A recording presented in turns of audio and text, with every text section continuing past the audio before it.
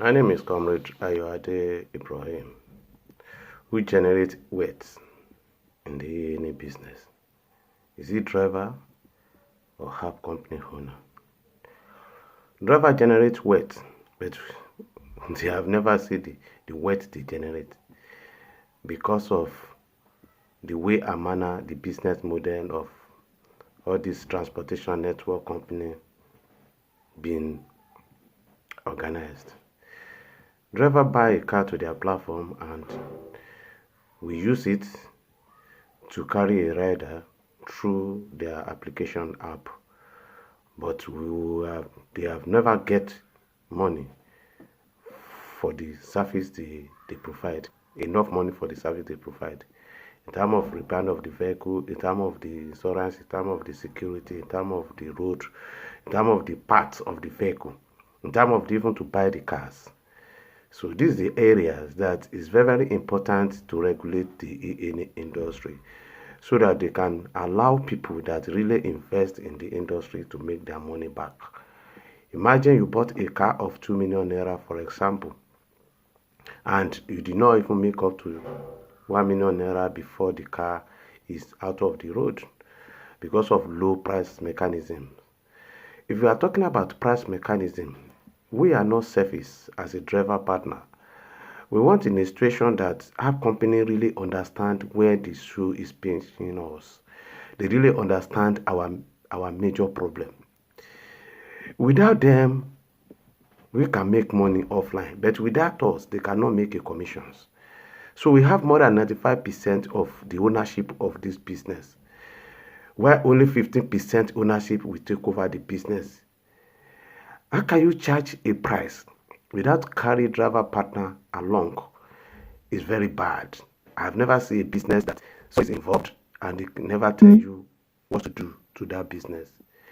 These are the things that we are trying to let our government knows that it's very, very important to regulate the industry.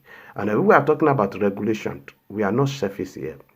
We are trying to let the government, like America, Chicago precisely, they come up with AB5.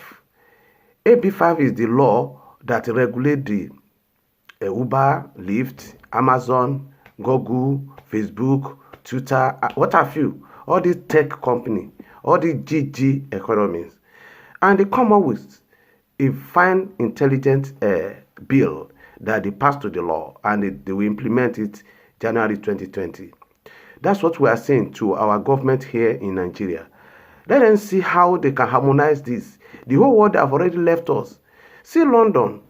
London implement the policy that keep Uber into high jump now. They did not even, give them their license of operation. These are the country they really value their citizens.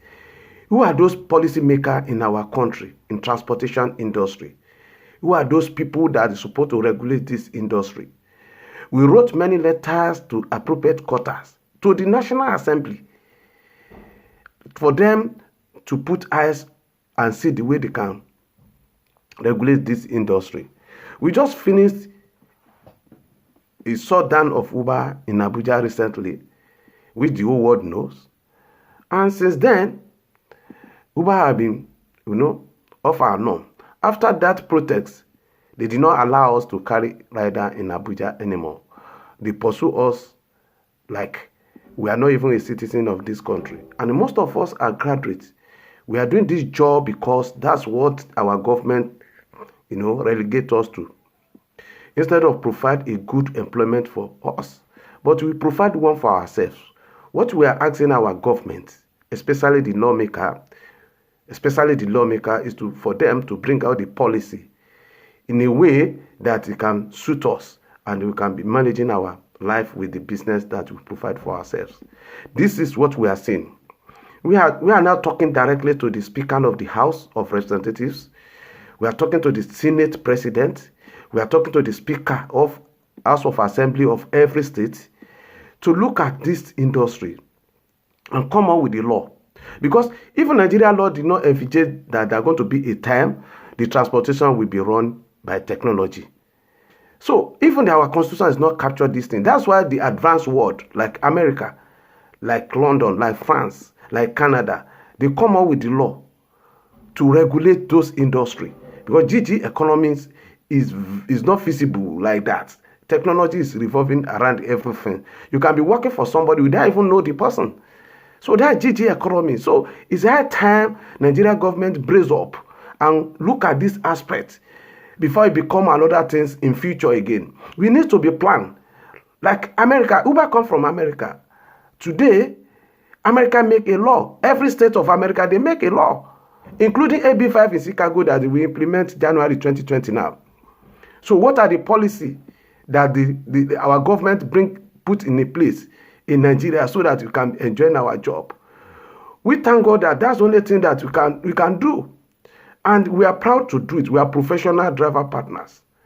We wrote many letters to the state house of our state government in Lagos State. The transportation sector there, we wrote a lot of letters. We attended a lot of meetings. What come out of it? Changing of government, changing of policy. Changing of policy, start afresh. So that's what we have been hearing. Let them look into this industry so that it can be able to, come up with what will benefit us. So that's the most important things. This one leads me to specialization in industry. What do I mean by specialization? We are saying that we are not unite. We are not unite. What makes us not to unite is because we did not really understand how this industry works. It's because the industry is not favorable to every one of us. It's because the industry gives many of us problems. Thank you. God bless us.